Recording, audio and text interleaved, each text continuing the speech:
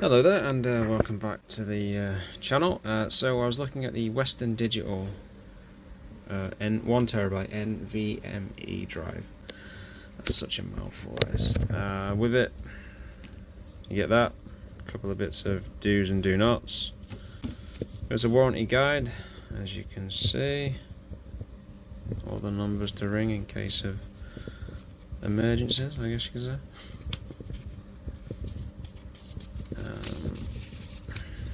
Doubt anyone's really interested in any of this stuff, but as you can see, some do's and don'ts. And this is the little device. I must say, we have come quite far technology-wise in the last 10 years or so, especially when it comes to computer tech.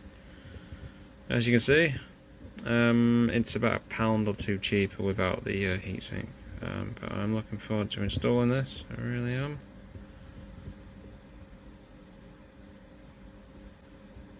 Yeah, and it's well packaged. It's not particularly that wasteful. The packaging it came in is, I suppose you could say, but generally, like, it's pretty nice. It's you know, it's not particularly that wasteful either. I imagine majority of people have ordered off Amazon over the years, and my God, some of the box sizes. I mean, it's well padded and well protected, which is great. But on the other side of it, like. I don't know if it's doing a lot for the environment to some degree.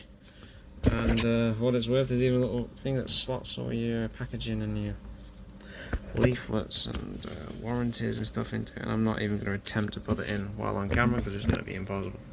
But yeah, so basically that's the Western Digital SN750 1TB NVMe drive with a heatsink. You can get it without the heatsink. I can't imagine it makes a great deal of difference in terms of temperatures and that.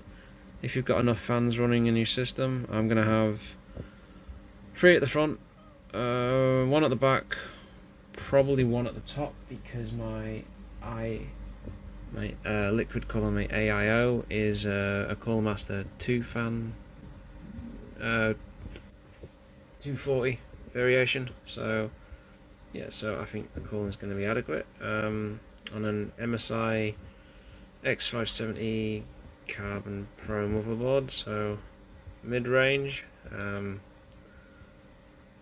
So yeah, but I just went on. I just got a processor to get, and I'm pretty much sorted.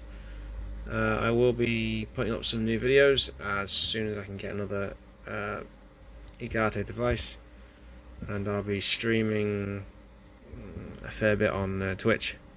So if you're interested, come along and have a look at the content. Stream different things on there. I'm doing that mainly due to the fact that obviously my device is out of action at the moment, so I can't really do a great deal of recording for YouTube. But yeah, anyway, I appreciate your time and thanks a lot. Thank you.